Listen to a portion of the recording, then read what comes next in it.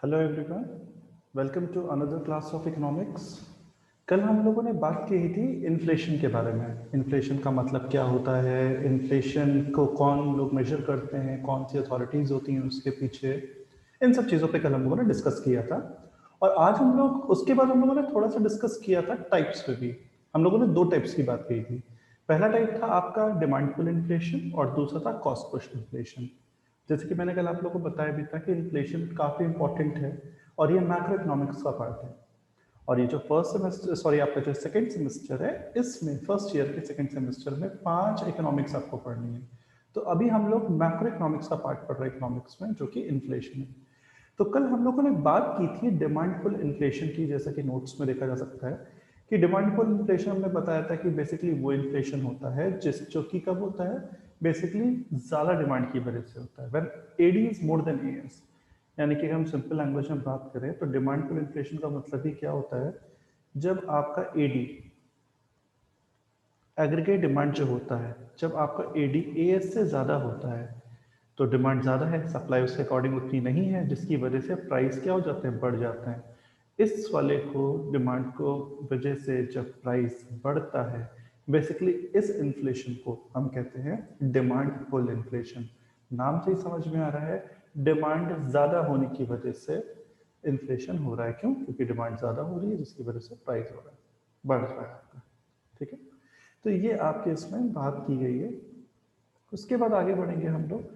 आज इसमें और आगे का टॉपिक देखेंगे। तो डिमांड पुल इन्फ्लेशन में देखिए यहाँ पे एक बात बोली गई है कि जैसे कि देखो इसमें लिखा भी है सब लोग कि इनकम इंक्रीजेस। यहाँ पर इन्होंने बहुत ही अच्छे तरीके से बताया है कि जैसे इनकम इंक्रीज होती है, इन्फ्लेशन बढ़ता है। क्यों? अगर हम लोग पैसा ज़्यादा अर्न करेंगे तो हमारी परचेजिंग पावर ऑटोमेटिकली बढ़ जाएगी, यानी कि हम अब ज़्यादा खरीद सकते हैं क्योंकि हम पैसा ज़्यादा कमा रहे हैं। अब ज़्यादा कमाएंगे तो भाई डिमांड भी ज़्यादा होगी। अब डिमांड ज़्यादा होगी तो सप्लाई को तो बनने में, चीज़ों को प्रोड्यूस करने में, बनाने में उसको टाइम तो लगता ही है भाई, तो टाइम लगेगा। तब तक डिमांड एक्सीड कर जाएगी, जिसकी वजह से फिर प्राइस बढ़ेगा और डिमांड पुल इन्फ्लेशन आएगा।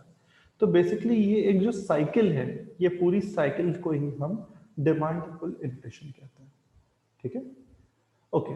अब आगे इसमें देखिए बढ़ते हैं। इसमें देखिए लिखा हुआ है in the modern macro economics inflation is explained with ADS model. ADS model basically बात यहाँ पे करें तो एग्रीगेट डिमांड और एग्रीगेट सप्लाई मॉडल से, जिसकी अभी हमने बात की थी।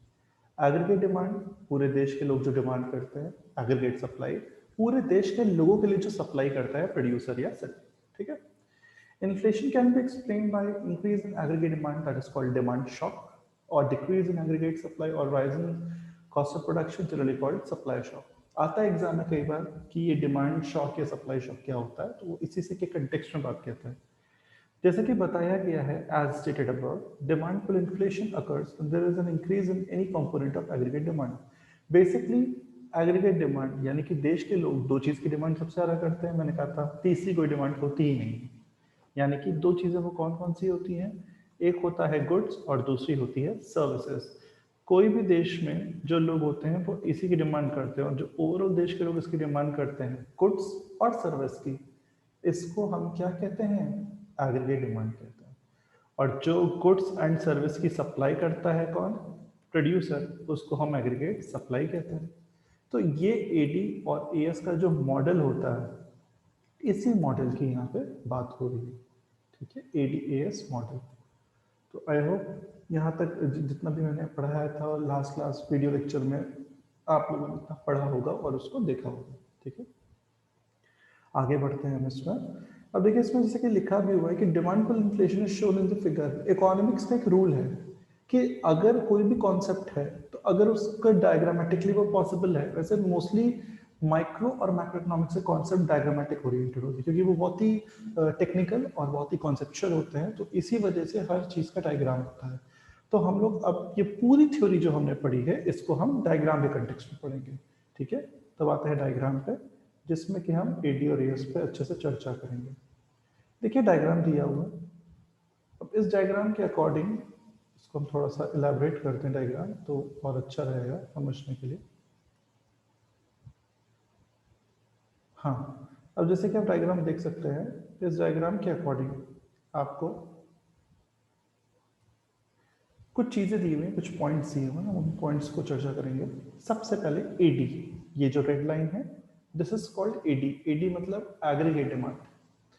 क्योंकि मैंने बताया था जब इंसान की इनकम बढ़ती है तो उसकी डिमांड भी पहले से बढ़ जाती है, तो डिमांड कर्व देखिए राइटवर्ड शिफ्ट हो रहा है और एक नया डिमांड कर्व बन के आ रहा है, दैट इज एडी1। ये बात सबको पता है, सारे स्टूडेंट्स ने फर्स्ट सेमेस्टर में पढ़ी भी थी और कई बच्चों ने 11th-12th में पढ़ा कि डिमांड कर्व हमेशा क्या होता है, डाउनवर्ड टू द राइट होता है। इसलिए एडी से एडी1 हो रहा है, बट कर्व क्या रहेगा आपका, डाउनवर्ड टू द राइट ही रहेगा, राइट। उसके बाद देखिए इसमें दिया हुआ है सप्लाई। सप्लाई कभी भी डाउनवर्ड टू द राइट नहीं होती है, supply upward to the right होती है। तो धीमे धीमे सप्लाई बढ़ रही है और इंक्रीज हो रही है। इक्विलिब्रियम इस पॉइंट पर है। इस पॉइंट पर इक्विलिब्रियम क्यों है, क्योंकि यहाँ पर जहाँ पर एग्रीगेट डिमांड एग्रीगेट सप्लाई को इंटरसेक्ट करता है उस पॉइंट पर इक्विलिब्रियम बन जाते हैं। तो हम यहाँ पे वर्ड लिख देते हैं ई, और इक्विलिब्रियम ई से एडी से एडी1 हुआ, तो इक्विलिब्रियम ई से क्या हो रहा है, ई1 हो रहा है। हमने ई से ई1 नाम दे दिया, इसलिए यहाँ पर प्राइस पी से क्या हो गया, P1। तो आप खुद भी देख सकते हैं कि डिमांड बढ़ने की वजह से, राइटवर्ड शिफ्ट होने की वजह से प्राइस भी अपने आप क्या हो रहा है, इंक्रीज हो रहा है। यहाँ AD से AD1 हुआ, यहाँ P से P1 हुआ, यानी प्राइस इंक्रीज हो रहा है और इक्विलिब्रियम में भी शिफ्ट हो रहा है, जिसकी वजह से आपके जो क्योंकि आपने ये देखा इनकम आपकी बढ़ रही है, वाई से वाई हो रही है। इकोनॉमिक्स में इनकम को हमेशा वाई कहते हैं, ये रूल सबको पता होना चाहिए। Income is always represented as Y. कई लोगों को लगता है इनकम आई से रिप्रेजेंट होती है, नहीं। आई से रिप्रेजेंट जो होता है वर्ड, वो होता है आपका क्या, इन्वेस्टमेंट। वो वर्ड आपका इन्वेस्टमेंट होता है जो आपका आई से रिप्रेजेंट होता है। देखिए हम वाई से वाई बन हो रही है, यानी कि ये समझ अपने आप में ही समझ में आ रहा है कि जैसे ही देश में लोगों की इनकम बढ़ी, उनकी डिमांड बढ़ी, डिमांड बढ़ने से प्राइस भी बढ़ गया। और इस कॉन्सेप्ट को हम कहेंगे, कौन सा कॉन्सेप्ट, डिमांड की वजह से होने वाला inflation, that is demand pull inflation. ठीक है, इस कॉन्सेप्ट को हम कहेंगे डिमांड पुल इन्फ्लेशन। तो ये डायग्राम और कॉन्सेप्ट के अकॉर्डिंग यहाँ तक डिमांड पुल इन्फ्लेशन आपको एग्जाम में जितना भी आएगा, तो अगर 3 से 4 नंबर का क्वेश्चन जरूर आता है, तो you have to make the diagram. Okay, next topic है आज की क्लास का, which is your cost push inflation. कि भाई कॉस्ट पुश इन्फ्लेशन होता क्या है, तो आइए इसमें देखते हैं। कॉस्ट पुश इन्फ्लेशन, नाम से ही समझ में आ रहा है कि कॉस्ट की वजह से होने वाला इन्फ्लेशन, यानी कहीं ना कहीं कॉस्ट की वजह से आपका इन्फ्लेशन हो रहा है। सिंपल सा लॉजिक है। अब इसमें हम लोग लाइन टू लाइन चलेंगे। If there is no increase in aggregate demand, demand pull पे हमने क्या बात की थी कि एग्रीगेट डिमांड में बढ़ने की वजह से बेसिकली प्राइस बढ़ रहे हैं गुड्स एंड सर्विस के। यहाँ पे उल्टा हो रहा है, यहाँ पे एग्रीगेट डिमांड जितना था उतना ही है, यानी कि देश में लोगों की डिमांड बिल्कुल नहीं बदली है, वो उतनी की उतनी है। क्या चेंज हुआ है, प्राइस चेंज हुआ है, यानी कि प्राइस तब भी बढ़ रहा है। तो अगर डिमांड नहीं बढ़ रही तो प्राइस क्यों बढ़ रहा है भाई, उसका रीजन है क्योंकि कॉस्ट जो होती है, किसी भी चीज को बनाने में जो खर्चा आता है, लागत आती है, वो बढ़ रही है। ठीक है, जिसकी वजह से भी प्राइस बढ़ता है। अगर कोई चीज़ बनाने में रॉ मटेरियल्स महंगे हो जाएं, तो वही उसके ओवरऑल कॉस्ट अपने आप ही महंगी हो जाएगी, यानी कि उसका प्राइस बढ़ जाएगा। ठीक है, तो इस केस में भी एग्रीगेट डिमांड बढ़ जाता है। दैट इज प्योर, ये क्यों हो रहा है, कॉस्ट की वजह से। This is happening due to cost. तो इसीलिए इसको हम कॉस्ट ऑफ प्रोडक्शन में इंक्रीज होने की वजह से ये नाम दिया गया है कॉस्ट पुश इन्फ्लेशन। ठीक है, अब देखिए इसमें बेसिकली कुछ कंपोनेंट्स बताए हैं कि कॉस्ट पुश इन्फ्लेशन में क्या क्या चीजें होती हैं। देयर आर बेसिकली 4 थिंग्स या there 4 autonomous increase in cost which has been suggested, यानी कि वो पॉइंट्स हैं जो कि बताते हैं कि किन किन तरीके से कॉस्ट पुश इन्फ्लेशन होता है या किस किस चीज़ों से रिलेटेड है। ऑयल प्राइस से रिलेटेड है, फार्म प्राइस से रिलेटेड है, इम्पोर्ट प्राइस से रिलेटेड है, वेज पुश इन्फ्लेशन से रिलेटेड है। तो यहाँ पर ये सारी बातें बोली गई कि बेसिकली इन चीज़ों से रिलेटेड कॉस्ट में बढ़ोतरी होती है, ओवरऑल लागत बढ़ती है, लागत बढ़ती है तो चीज़ें अपने आप महंगी हो जाती हैं। नेक्स्ट साइड में लिखा है cost push inflation is caused by wages increase enforced by union and profits increases by employers. ये भी बिल्कुल सही बात है कि कई बार एक चीज़ होती है लेबर यूनियन, इनका काम होता है अपने मजदूरों के लिए जो संघ बनता है, मजदूरों की भलाई करना है, यानी कि उनका वेलफेयर का काम देखना है। वेलफेयर इन द सेंस कि उनको उनके अधिकार के अनुसार काम दिया जाए, जितना ज़रूरी पैसा मिल रहा है उतना ही वो काम करें, उनको उनके अधिकार का पूरा इस्तेमाल करने को मिले, उनका शोषण न हो यानी कि एक्सप्लॉयटेशन हो, इसके लिए लेबर यूनियन बना होता है। वेलफेयर देखना बेसिकली, और उनको प्रोटेक्ट करना लेबर्स को। तो कई बार इनके फोर्स की वजह से भी चीज़ें बढ़ जाती हैं। अब अगर वेजेस कम मांग होती है कि भाई वर्कर्स की बढ़ाओ, और कंपनी वेजेस बढ़ाती है, तो कंपनी की वेजेस बढ़ी, तो जो प्रोडक्ट बनकर तैयार हो रहा है, क्योंकि मजदूर प्रोडक्शन में काम करते हैं, तो उस प्रोडक्ट की प्राइस भी अपने आप क्या हो जाएगी, बढ़ जाएगी। तो यहाँ पे क्या हुआ, हमने मजदूरों का पैसा बढ़ाया तो प्रोडक्ट महंगा हो गया, कॉस्ट बढ़ गई, कॉस्ट भी क्या हो गई, बढ़ गई। तो ये कहीं ना कहीं बात हो रही है, यही बात बोली गई है कि उससे भी होता है। ठीक है। या फिर इस पॉइंट के अलावा एक और पॉइंट है जो मैं राइट साइड में लिखता हूँ, एम्प्लॉयर्स को अपना प्रॉफिट कमाना है, तो उन्होंने प्रॉफिट बढ़ाने के लिए प्राइस थोड़ा सा महंगा कर दिया। ठीक है। और प्राइस बढ़ाया, प्राइस बढ़ाने से प्रोडक्ट तो बिक ही रहा है, तो ऑर्गेनाइजेशन का प्रॉफिट अपने आप क्या हो गया, इंक्रीज हो गया। तो प्रॉफिट बढ़ाने की वजह से भी प्राइस आपका क्या हो जाता है, इंक्रीज हो जाता है। ठीक है, यही बात बोली है यहाँ पे।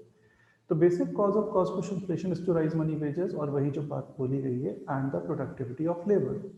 ज़्यादा पैसा दोगे, लेबर और अच्छे से काम करेगा, तो इस वजह से भी कॉस्ट बढ़ रही है। या फिर प्रॉफिट कमाने के चक्कर में भी आप कीमतें बढ़ाएंगे, तो भी भाई आपको फायदा होगा, तो भी आप प्राइस आपका इंक्रीज होगा ही होगा। The increase in the price includes union of demand pull still higher than wages. यानी कि in this way the wage cost spiral continues, thereby leading to the cost push or wage push inflation. बात वही है, आप wages बढ़ाएं, आप profit बढ़ाएं, आप डिमांड बढ़ा दें, कुछ ना कुछ होने से इन्फ्लेशन पे असर पड़ेगा ही पड़ेगा। यहाँ पे बोला कि next cost push inflation occurs due to supply side factor. Supply side factor की वजह से ही होता है, क्योंकि कॉस्ट का काम किसका होता है, प्रोड्यूसर का होता है। प्रोड्यूसर ही तो कॉस्ट देखता है, और प्रोड्यूसर ही कौन होता है, प्रोड्यूसर ही सप्लायर होता है। तो यहाँ पर कौन सा साइड से काम हो इफेक्ट हो रहा है, सप्लाई साइड से इफेक्ट हो रहा है। तो इसकी वजह से जैसे कि बात बोली गई है कि सप्लाई साइड की बात बोली गई है, due to supply side of factor, यहाँ पे यही वाली बात बोली गई है। आगे लिखा है, if an increase in the cost of production takes place then it results in an upward shift in the aggregate supply. बिल्कुल भाई, जैसे जैसे खर्चा बढ़ेगा, सप्लाई भी बढ़ेगी, क्योंकि आपका सप्लाई आप बढ़ाएंगे, अपवर्ड शिफ्ट करेंगे, which means which when faced with an aggregate demand curve increase results in the increased price and lower aggregate output. Simple सी बात है, प्राइस बढ़ेगा और आउटपुट क्या हो जाएगा, कम हो जाएगा। क्योंकि अगर आपको लोग महंगा हुआ, लोगों ने खरीदना बंद कर दिया, या आपकी लागत ज़्यादा हो रही है और लोग परचेज नहीं कर रहे, तो फिर आप सिंपल सी बात है अपना आउटपुट कम कर देंगे, आप दूसरी चीज़ में प्रोडक्शन करेंगे। ठीक है, तो यही बात यहाँ पे बोली गई है। नेक्स्ट है, तो ये था बेसिकली कॉस्ट पुश इन्फ्लेशन के बारे में। तो उसके बाद हम लोग आते हैं नेक्स्ट पे। नेक्स्ट दिया है आपके methods to control inflation. Inflation जो हो रहा है, अभी हमने दो टाइप के इन्फ्लेशन पढ़े। पहला पढ़ा हमने कौन सा इन्फ्लेशन, पहला हमने पढ़ा था डिमांड पुल इन्फ्लेशन, और पहला हमने पढ़ा डिमांड पुल इन्फ्लेशन, जो कि अगर डिमांड ज़्यादा होने की वजह से होता है। दूसरा पढ़ा कॉस्ट पुश इन्फ्लेशन, जो कि फैक्टर प्रोडक्शन में कॉस्ट बढ़ने से होता है। अब ये है टॉपिक आपका कि इन्फ्लेशन को हम कंट्रोल कैसे करते हैं, यानी कि जो महंगाई हो रही है इस पे काबू भी तो पाना है। तो उसको काबू में करने के कुछ तरीके होते हैं, जिन तरीकों से हम इस महंगाई को काबू कर सकते हैं। वो तरीके क्या होते हैं, आइए देखते हैं। सबसे पहला तरीका होता है आपका मॉनेटरी पॉलिसी। मॉनेटरी पॉलिसी की बात करें तो मॉनेटरी पॉलिसी वो पॉलिसी होती है, मॉनेटरी नाम से समझ में आ जाना चाहिए, मॉनेटरी का मतलब होता है मनी। जैसे ही बात होगी मॉनेटरी शब्द की, मॉनेटरी का मतलब क्या हुआ, मनी। यानी कि ऐसी पॉलिसी जो कि मनी से रिलेटेड बनी है। अब मनी से रिलेटेड पॉलिसी कौन बनाता है, हमारे देश में भारतीय रिजर्व बैंक बनाती है, यानी कि आरबीआई बनाती है। तो आरबीआई जो कि हमारे देश का सबसे बड़ा बैंक है, जो पूरे इंडिया का मॉनेटरी एक्टिविटीज को कंट्रोल करता है, चेक करता है, रेगुलेट करता है, वो पॉलिसी पैसों की आरबीआई बनाता है। तो इन आरबीआई देश में कैसी किस टाइप की महंगाई चल रही है, ठीक है, लोगों की परचेजिंग पावर कम है ज़्यादा है, उसको ध्यान में रखते हुए आरबीआई रेट ऑफ इंटरेस्ट का खेल खेलता है कि वो देखता है इकोनॉमी में कब रेट ऑफ इंटरेस्ट बढ़ाना है या कब रेट ऑफ इंटरेस्ट घटाना है, जिससे वो इन्फ्लेशन को कंट्रोल कर सके। ठीक है, तो ये काम पहला इन्फ्लेशन को कंट्रोल करने का मॉनेटरी पॉलिसी के थ्रू होता है, जो कि आरबीआई के द्वारा बनाई जाती है, और इसमें वो रेट ऑफ इंटरेस्ट के अनुसार देश में इन्फ्लेशन को कंट्रोल करती है। ठीक है, नेक्स्ट है आपका कंट्रोल ऑफ मनी सप्लाई। जैसे कि मैंने भी बताया, जितना भी आरबीआई का काम होता है वो यही होता है कि देश में कितना पैसों की सप्लाई हो रही है। मनी सप्लाई का मतलब ये होता है कि देश में मनी कितना सर्कुलेट हुआ है। यानी कि अगर फॉर एग्जांपल ये चारों तरफ में इंडिया है, फॉर एग्जांपल ये इंडिया है चारों तरफ से इंडिया, तो पूरे देश में चारों तरफ कितना पैसा सर्कुलेट हुआ है एक साल में, this supply is called money supply. इसमें मनी सप्लाई कहते हैं अलग अलग सेक्टर्स में, अलग अलग रीजन में, अलग अलग लोगों में कितना पैसा सर्कुलेट हो रहा है, that is called money supply. Fine, and यही मनी सप्लाई को रेगुलेट करना ताकि इन्फ्लेशन पे कंट्रोल हो, इससे हम कंट्रोल मनी सप्लाई आरबीआई के द्वारा पॉसिबल होता है। Next, supply side policy. Supply side policy में देखो लिखा है कॉम्पिटिटिवनेस को इंक्रीज करने के लिए policies to increase the competitiveness and efficiency of the economy, putting downward pressure on long term cost. यानी कि जो लंबे समय की लागत वाली चीजें हैं उस पर कंट्रोल किया जाए, ताकि ओवरऑल कॉस्ट पे कमी करके भी हम सप्लाई पे नियंत्रण रखें, कॉस्ट के पॉइंट ऑफ व्यू से, लागत के पॉइंट ऑफ व्यू से, जिससे हम इन्फ्लेशन को कंट्रोल कर सकते हैं। ठीक है, नेक्स्ट है फिस्कल पॉलिसी। से पहले मैं रब कर दूं, अब फिस्कल पॉलिसी थोड़ा सा अपने आप में टेक्निकल है। फिस्कल पॉलिसी क्या होती है? तो फिस्कल, पहली बात तो लोग नाम ही गलत प्रोनाउंस करते हैं। फिस्कल FISCAL होता है सरकार की जो बजटरी और टैक्सेशन पॉलिसी होती है, यानी कि बजट को ध्यान में रखते हुए और टैक्सेशन सिस्टम को ध्यान में रखते हुए, इन दोनों चीज़ों को ध्यान में रखते हुए जो पॉलिसी बनती है किसकी, गवर्नमेंट की, उस पॉलिसी को हम कहते हैं फिस्कल पॉलिसी। क्योंकि कई बच्चे इसको रट लेते हैं और उनको कॉन्सेप्ट क्लियर नहीं होता, तो ये जानना जरूरी है कि भाई फिस्कल पॉलिसी होता क्या है। तो बेसिकली जो सरकार की बजटरी और टैक्सेशन पॉलिसी होती है गवर्नमेंट की, that is called fiscal policy. Budget जो कि पूरे फाइनेंशियल स्टेटमेंट देश का बनाया जाता है, रेवेन्यू टैक्सेस को देखते हुए, ध्यान में रखते हुए, सारे एरियाज को ध्यान में रखते हुए, सारे मिनिस्ट्रीज को ध्यान में रखते हुए बजट। अभी हम बजट पे आगे डिस्कस करेंगे आगे के वीडियो लेक्चर्स में, क्योंकि बजटिंग बहुत बड़ा टॉपिक है। बजट और टैक्सेशन, यानी कि देश में सरकार जो टैक्स कलेक्ट करती है, टैक्स इम्पोज करती है लोगों पे, इन दोनों इंपॉर्टेंट पहलुओं को ध्यान में रखते हुए जो पॉलिसी बनती है, that policy is called fiscal policy. इसको फिस्कल पॉलिसी कहते हैं। बनाने का काम किसका होता है, सरकार का होता है। अब देखिए इसमें लिखा है a high rate of income tax could reduce spending, demand and inflationary pressure. क्योंकि आपने डिमांड पर इन्फ्लेशन में पढ़ा था कि लोगों की एग्रीगेट डिमांड काफ़ी ज़्यादा है, तो अगर गवर्नमेंट क्या करे, टैक्स बढ़ा दे, तो लोगों को ज़्यादा टैक्स देना पड़ेगा।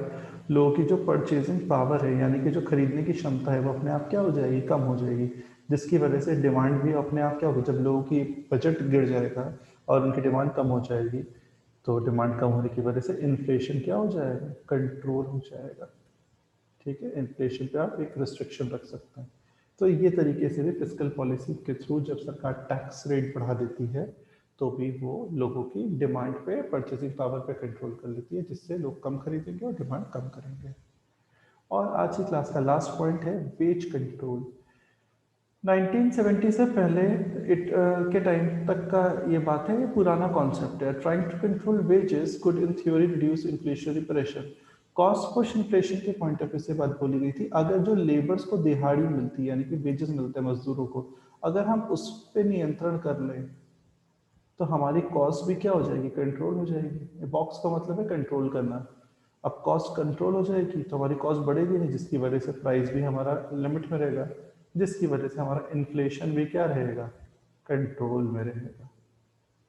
तो ये वेज कंट्रोल पॉलिसी के तहत इन्होंने ये बात कही थी। तो आज की क्लास में हम लोगों ने क्या क्या पढ़ा है? आज की क्लास में हमने टाइप्स ऑफ इन्फ्लेशन पढ़े, demand pull, cost push inflation.